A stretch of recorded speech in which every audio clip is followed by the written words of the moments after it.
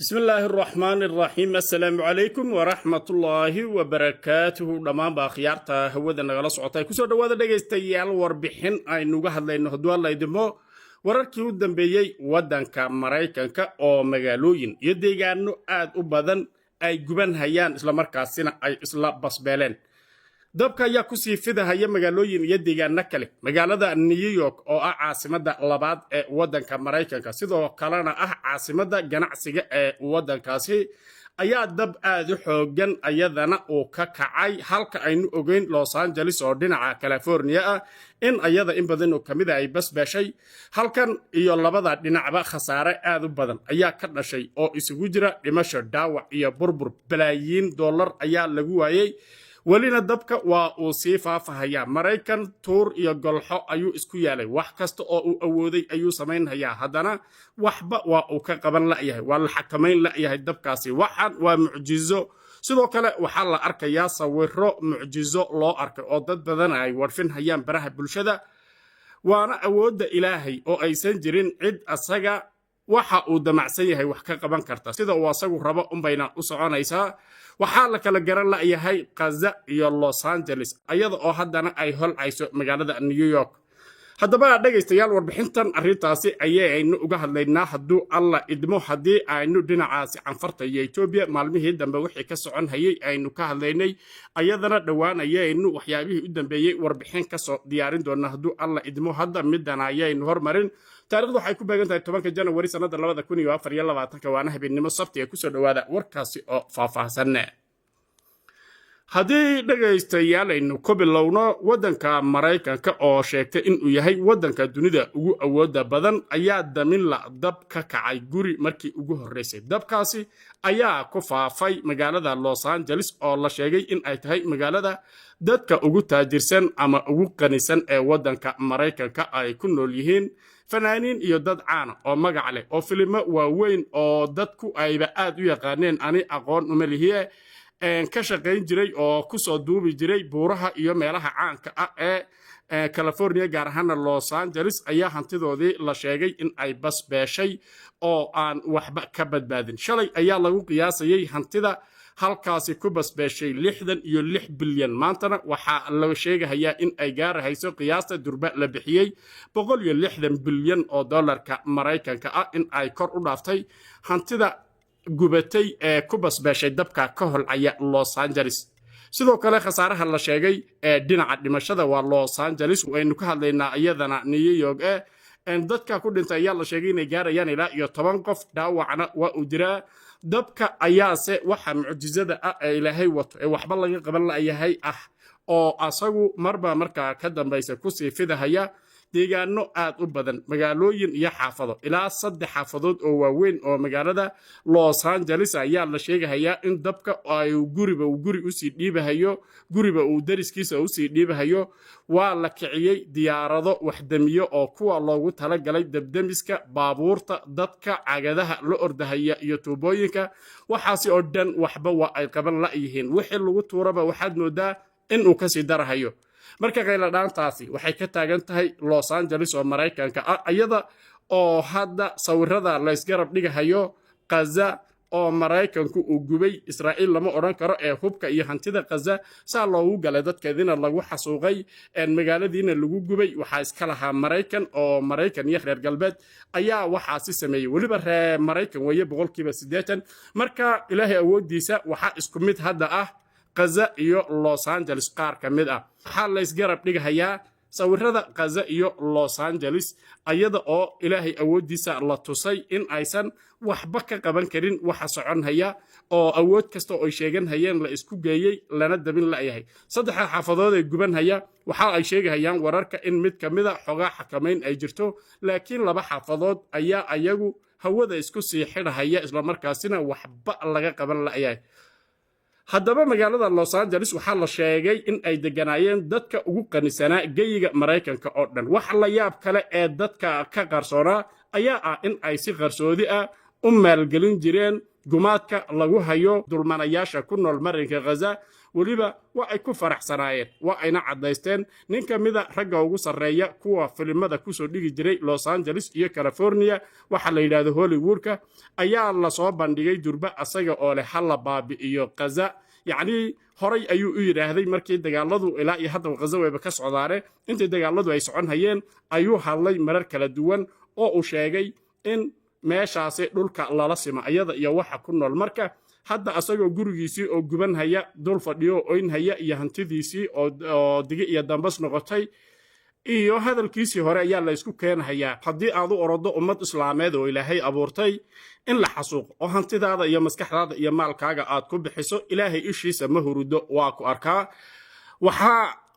Gaza sanadiya ka badan ayaa la gubahayaa meeshana 2-3 maalmood ayay hadda maraysaa waana tan oo faraha laga qaad ayay durban noqotay oo waa ay basbashay oo lamaba kala garan hayo sawirada qaybaha gubtay ee Los Angeles iyo sidoo kale Gaza ayadana in ilaahay ayaan awoodaas iskale waxa kamid ah sida la sheegay shakhsiyaal caan ah oo adduunka aad looga yaqaano sida jeelayaasha aflaanta Hollywood oo ayaga ay soo baxeen wararka sheegaya in ay maalgelin badan sameyn jireen ay ku lug lahaayeen dhinaca wixii laga sameynayay Gaza waxayna ahaayeen kuwo ku soo bandhiga barahooda bulshada gumaadka lagu hayo Falastiiniyiinta in uu sax yahay walibana ayaga oo ku faanahaya in ay qayb ka yihiin ayaa la arkay marar kala duwan waana qaar kamida muuqaalada iyo qoraalada horay ay u daabaceen ee la soo bandhigay hadda markii waxani uu qabsaday waa kuwa qayb kamid ah dadkii sida joogtada ah ugu faanay jiray in ay sifeeyaan Falastiin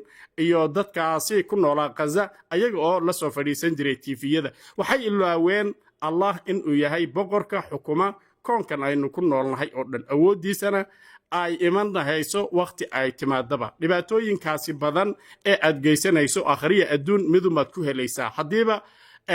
waxyaabaha qaarkood ayada oo la og yahay sida diinteenu ay sheegtay in adduunkaba ay kugu iman hayso sida hadda ninkan dhaforrada haystay oo in haya isagoo warbaahinta la hadlaya oo la kulmay marka Los Angeles waa loo xaal iyo xeer waayay waa u baxsaday dabkii meel kastana waa uu ku dhacay waxa la yaab leh oo adduunka ka sii qeylisiisay magaalada caasimada labaad ee wadanka Mareykanka sidoo kalena ah caasimada koobaad ee ganacsiga wadankaasi waxa kale oo ay tahay magaalada New York xarunta labaad ee qaramada midoobay ayada ayaaba inta badan shirarku ay ka dhacaan oo halkaas ayaa qaramada midoobay xarun u ah xarunta koobaadna waxa weeye Geneva Switzerland marka magaaladan ayuu ayadana hadda dab ka kacay 5 dabaq oo waaweyn ayaa mar hore gubtay ilaa iyo hadda dabku in uu sii faafayo oo waliba uu u sii gudbay guryo iyo deegaano kale ayaa la sheegayaa ayadana waxay kamid tahay meelaha waxba laga qaban laayahay dabka xarkaha uu goostay New York ayaa uga daran Mareykanka Los Angeles marka la fiiriyo dhinacyo badan number 1 waa magaaladii xarunta ganacsiga ee wadanka awoodda iyo quwadda iyo maalka sheegtay ee Mareykanka marka iyadana uu hulaaqaya waxna waa laga qaban laayahay diyaaradaha dabdamiska gawaadhida iyo dadka iyo wax kasta oo la sameyn karo ku yaaca weeyaan laakiin waa la soo afdari laayahay ma aha waa uu ka sii darahayaa waxaana meesha ka kacaya awoodda ilaahay uun wax lagu sifayn karo oo cidna aysan hor joogsan karin qiyaasina karin oo mar walbana dhawaaqa iyo qaylada dhacda ka soo baxaysa la dareemayo waxaana la sheegay in meelaha shidaalka qaar kamida dababku ay sii gaadheen taasi oo xaaladda aad iyo aad ugaga sii dartay waa New York magaalada hadda uu dabku si hor leh uga bilowday aad looga qayliyay baraha bulshada iyo caalamka oo dhan yani waxaan ogeyn Los Angeles iyo California gobolkaas wixii ka socon hayay oo qaylo aad u badan ay ka jirtay oo la yaabanaa waxan waxba laga qaban laayahay si socda ilaahay awoodiisa ku socda marka taas ayaa isha lagu wada hayay maxaabatii isha lagu hayn tii hore tan ku ilow ayaa ka dhacday waxa hadda dabkii uu galay oo uu dhex socon haya oo dabaqba uu dabaq uga gudbahayaa magaalada la yiraahdo New York waxa la sheegayaa in uu jiro khasaaro dhimasho iyo dhaawacba leh ilaa iyo hal qof ayaa ay sheegayaan wararkii u dambeeyay in uu dhintay 7 qof ayaa dhaawac lagu bixiyay waxaana sidoo kale guban haysa hanti badan iyo guryo ganacsiyo iyo wax badan oo magaaladaasi waxyaabihii yaalay kamid aha marka meesha waxaasi uu ka kacahayo ma aha Gaza waxa weeyaan meesha la yiraahdo New York iyo Los Angeles waxaan maqli jiray in la yiraahdo waa magaalada highwayada ee wadanka Mareykanka oo dhinaca highwayada iyo sida dhismayaasha wadooyinka ayaa aad loo sheegaa in ay caan ku ahayd iyo in guryaha iyo goobaha raaxada ugu badan ay ayada ka dhisan yihiin oo maalqabeennada Mareykanka ay saldhig u ahayd tanna magaalo ganacsi oo weyn oo ballaaran oo baaxad leh weeye waa New York marka labadiiba hadda way holcayaan teeba ku xigta ayay dadka qaarkood leeyihiin bal sida uu wax noqdo waynu arki doonaa shacab xay oo kamid ah culimada Soomaaliyeed ee aad loo yaqaano oo asaguna ka yaabay jabka ku dhacay Mareykankii oo awoodda Ilaahay wax laga tusay ayaa ka hadlay waxaana hadaladiisii kamid ahaa sheekha sida tanna Mareykanka hadda waxa ka socda daba ka kacay markaas waxa isgar dhigayaa baaba loo geystay Gaza si loo baabi'iyay iyo Los Angeles sida ay u baabacday ee dabku baabi'iyay waa laba sawir oo laba magaalo kan sanad iyo ka badan ayaa lagu soo gaarsiiyay baabacaan oo sana ayagana habeen bas ay saas ku noqdeen marka Ilaahay awoodiisa markay meel galayso fa'tabiru ya ul absar quraanku wuxuu leeyahay marka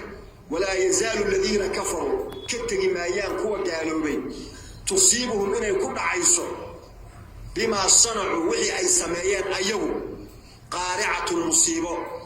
katagi maayaan inay musiibo ku dhacayso waxa hadda socdaay waxay ku fasiraan male ما أودنا وحكي قبلنا بس إيوه هلا عرر وحنا وكيل واحد هلا عرر هلا بحو قرية هلا قبح صدق مركز باورتي سي عريسي أيا جامس جليس عرّي مركز سورة الأنبياء وما يقول له هلاقي جربك سوا عرّان يا إلهي وحولي جري كواسس والله الله لا تركضوا ولا أردنا لا تركضوا وارجعوا إلى ما أترفتم فيه ومساكنكم ورد قريه نور نغضة متك أو جراجة أمريكا كا gurigiis markuu gubtay warkiisii oo hin cisho si anaga soo wareysayna oo hin kaas muxuu ahaa waa ninkii la soo istaagay Gaza hal ruux yaa laga tagin xabada yaa la joojin guriyaha la dumiyo caruurta hal laayo hal yaa looga tagin ninkii sidaas ah gurigiisii oo malaayiin dollar oo gubtay waxaan ka qaboy markuu arkay ilin oohin marka Soomaa warjicu ila ma utriftum fihi wa masakinikum ordu guriyina ku la'allakum tusalun wa idin weydiinay war maxay ku dhacay ayaa leeyahay ballaabta waxa ma ayaan markaas ay marka dadka shakiga laga gelinayo diintan dad waxa loo yimid diintu waxay tilmaamaysaa dadku haday fisaad sameeyaan haday dhulmi sameeyaan haday kibraan ilaahay uu ciqaabaya ko waxay ka dhaadhicinayaan iskuma xirno يعني واحد طبيعي وواحد اسكن على كله واحد اسكن على ما إلهي وحولي بما صنعوا واحد سميين أيها ساولوا يالي بما صنعوا إلهي تذكر كمان معه إن الله لا يظلم الناس ولكن الناس أنفسهم يظلمون ما كان هو صور رأيان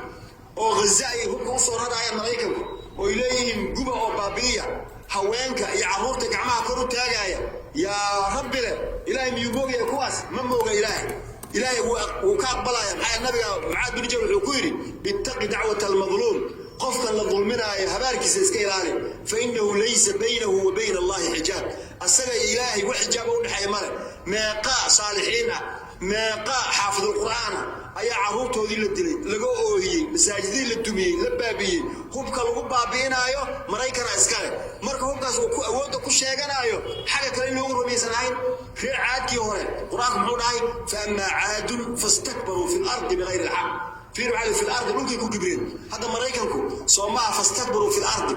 هذا حتى مرايكن بسكوا كان لهايان وأيها مقلوه يمشوا الجوغي لهايان معك هذا علا فاستكبروا في الأرض ممكن صومالي هكذا جورو هدي أما دورش على قبنا أما عرنا الليه لطليها كوباد وأسقب حولاي هطان محاد ناشو كويسان ياد سو صار إنسان خالي إنكمئي وإن أنسان ربعني قاعد يشان مركزا سياسيين تينين حتى غاركوض حيكو فانايان وراني هلا يدورتو ومحاكو دورنا أنا مريكن كاي وطا أو باور ما تمكو كولنا باور على وطا مركا يعني ضد فاستكبروا في الارض ماشي سيدس حتى ما ادونك الهي ماشي جوجته وفرقلنا يا طبقا المريكان كسعوده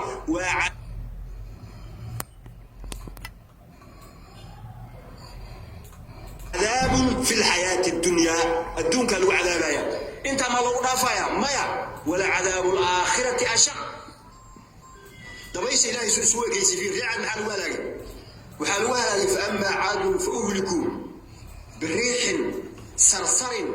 عاتية سخرها عليهم 7 ليال و8 أيام حسوما فترى القوم فيها صرعى كأنهم أعجاز نخل خاوية فهل ترى لهم من باقية واضحين وأنه أهلك عادا الأولى وأهلك وثمود فما أبقى وقوم نوح من قبل إنهم كانوا هم أظلم وأطغى والمؤتفكة أهوى فغشاها ما غشا وحي كل عين باكل إلهي مركو وحصوم ما هذا أو قبنا إن الله لا يملي للظالمين حتى إذا أخذه لم يفلته وكذلك أخذ ربك إذا أخذ القرى وهي ظالمة إن أخذه أليم شديد ما يسأل أليم شديد مريكا أود الشيء ما أنت متاجن yahay xaalad waxaan ku dhawaaqnay aan waxba ka qaban kareynin oo halaagi baabaasay noqotay guryahooda say noqdeen yaani meelii ugu qaalisanaa halkay gaareen imise 60 milyaar wax ku dhow ayay ku qiyaaseen khasaaraha ka soo gaaray labadii maalmood ee dabku uu socday waa xoolaha ay Falastiin ku baabiinayaan ayuu ilaahay xaq ayna kaga baabiyay wayna ka sii dartay wali Falastiin ayaa waa dad muslimiin ah oo haday dhintaana janno galaya laakiin kan khasiru fi dunya aduna ugu khasaari آخرنا فأما عاد فاستكبروا في الأرض بغير الحق وقالوا من أشد منا قوة أولم يروا أن الله الذي خلقهم أشد من قوة وكانوا بآياتنا يجحدون يعني عذابك آخرنا وكسي دريا كان الدنيا موتى وقيل اللي تو مسكنا ما رأيه من ما رأيه سواء مركب مؤمنين وحال رضا إن هو الدين تكون كسونا عنه والدين تين حقيقة أي شيء يسألوا عنه قل كان إلهي ما أسكره إن الأرض لله قف كسوها يستمر مرايك نوك ليه maraykan dul muuna abuuranin dad muuna abuuranin kibir iyo isla weynin waxoogaa yar oo cilmi oo teknolojiya u helay ayuu ku kibray inna al-arda lillah ilaahay baa dhulka iskale intaas horta isla fahmin kuwaan dhimay maraykan haduuna na taageerin dhulka ma joogi karno dhulka maraykan baa ku keenay dhulka ilaahay baa ku keenay ilaahay baa dhulka iskale inna al-arda lillah yurithuha man yashaa'u min ibadihi wal 'aqibatu meesha ugu dambaysa ka soo qabaday والعاقبة للمتقين